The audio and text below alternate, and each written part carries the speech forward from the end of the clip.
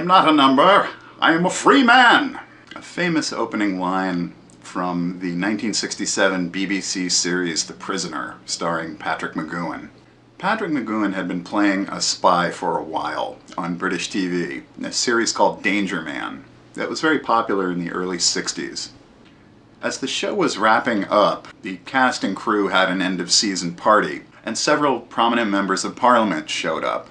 Being that the subject of retirement was on his mind as an actor, he asked one of the parliamentarians, what exactly happens to spies when they retire anyway? To which the Member of Parliament told him, oh, well, we give them a nice house and some pocket money and a nice car, and that way we make sure that they don't defect. And from this, McGoohan began to have the seed of an idea of a place in the future where spies would be sent, that they would never be allowed to escape from.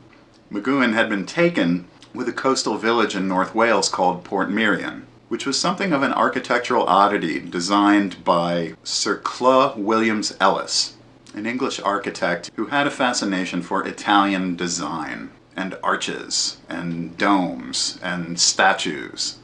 Port Merion basically was such a wild locale that it instantly led itself to this idea that McGoohan was coming up with. And he ended up pitching the idea as a 7-episode miniseries to Sir Lew Grade, who was a very prominent producer for the BBC at the time, who wasn't scared of doing something innovative. My memories of this show as a little boy was of this wacky late 60s show of this spy trying to escape from this place that he was never allowed to escape from. And most of the headier themes of the show were lost on me at that age. As an adult, it's more easy to see that The Prisoner as a drama, and when I say drama, it's really kind of an existential drama, draws a lot from the Franz Kafka novel The Trial, where the character known only as K is accused of a crime and put on trial even though he doesn't know what the crime is or even how to defend himself.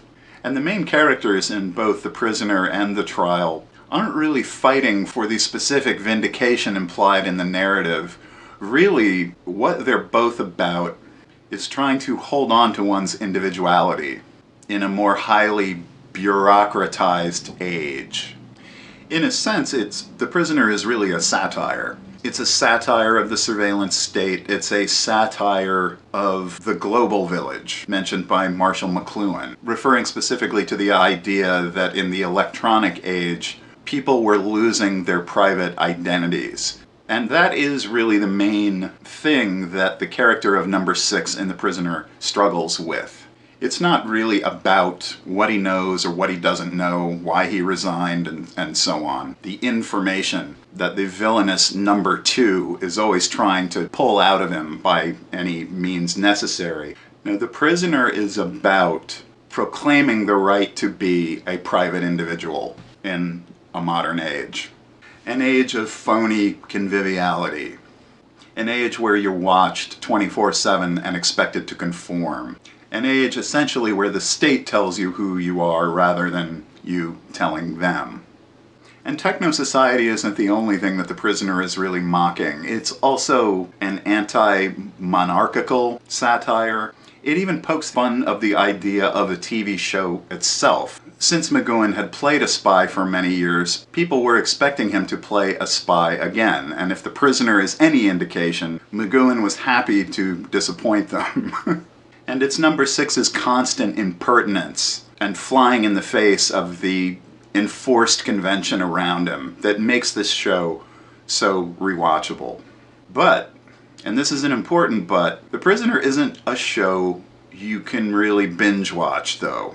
And this is mainly because The Prisoner was never really going to be a kind of show that had a linear narrative or any other specific arc other than Number 6 trying to get out and failing, but maintaining his individuality in the process, and confounding Number 2 and forcing them to retire and be replaced by another Number 2. And this trope of Number 2s on the island constantly being replaced is in itself a joke on bureaucracy. So to come to the point of why it's difficult to binge watch The Prisoner, it's mainly because the idea and concept were really heady for a weekly TV show, and that as the series went on, the writing began to lose its quality.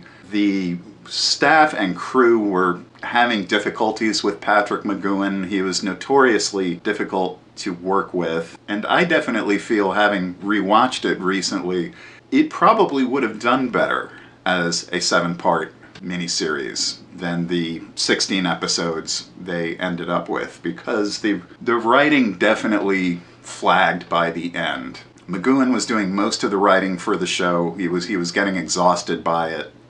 And Sir Lew Grade saw the slippage happening and decided to pull the show.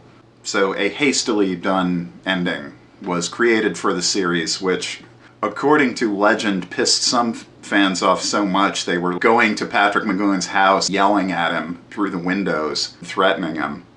And I still haven't said why it's difficult to binge watch. It's difficult to binge watch The Prisoner because most of the episodes are too similar to each other, past a certain point. Every episode either revolves around an escape attempt by number 6, which is foiled, or an interrogation attempt by number 2. Later episodes would often be padded with chase scenes and fight scenes or strange psychedelic mind control sequences that were probably very cutting edge in 1967 but are kind of goofy to sit through now. Also, a lot of the electronic technology looks rather clunky now, with one notable exception. In The Prisoner, there is a robotic guard called the Rover, or just Rover. Rover in The Prisoner was represented by a large white balloon. It sort of slowly bounces around the village with this scary breathing noise that it makes when it's moving around. It's such a simple image, and it's so iconic that it's still very effective and frightening, but it actually conforms to more modern ideas of robotic design. Having a spherical, soft rubber robot is actually not out of line where the technology is today. So it's ironic that the one detail of the show that the creators were most worried about when they were first using it, would audiences even buy that this white ball was threatening, or that this white ball was a robot to begin with, actually carried over to the modern day.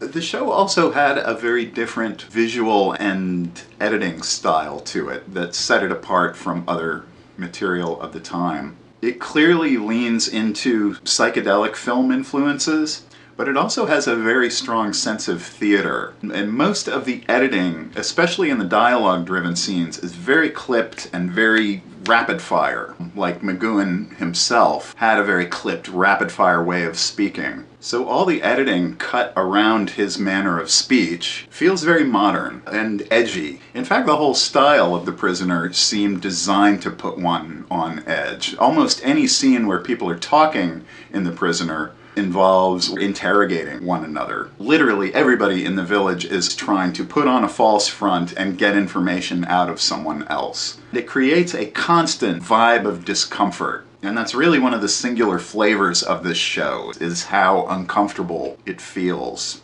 This sense of unbridled rage at the phoniness of the world. It's like a continuous manic, paranoid fantasy. And I think a lot of it was projected from McGoohan himself. His desire to be a private person being attacked by his own celebrity. So if you were a modern television viewer and you haven't ever seen The Prisoner, would it hold up for you? It's hard to say. It depends how much you're in the mood for late 60s psychedelic influenced psychodrama. But I do think the second episode, The Chimes of Big Ben, is still an outstanding hour of television. Of all the Prisoner episodes, it has the least amount of pretentious psychodrama BS going on. It's a very straightforward story. The dialogue crackles, it's funny. Leo McKern makes a fantastic number 2. In fact, he would return later to play number 2 again, even though working with McGoohan a second time almost brought McKern to the point of nervous exhaustion. The Chimes of Big Ben is The Prisoner at its best. It features some of the most memorable lines of the series. It's an effective, funny story. It moves along at an incredibly brisk pace for a show of its era. Iconic, existential, blackly satirical, and just a little too big for its own britches. but still a fascinating bit of television and probably one of the most interesting uses of the spy genre to have ever been shown on television. Alright, thanks for joining me tonight. Thursday, I'll be talking about another series that was just too creative for its own darn good. This time, it's an anime. See if you can guess which one. Thanks for watching. If you've enjoyed the content, be sure to hit the like button and subscribe, and consider becoming a patron of the new show. And I wanted to make a short YouTube announcement. Since I have decided to get off of Facebook and Twitter, I realized it's probably a little unfair to not allow any comments on my channel. So I'm going to be unlocking comments, so you can comment on the videos if you want. I just don't want to have any flame wars going on my videos. Just please try to be nice. That's it for now. Thanks for watching, and I'll see you in a couple of days. Bye-bye.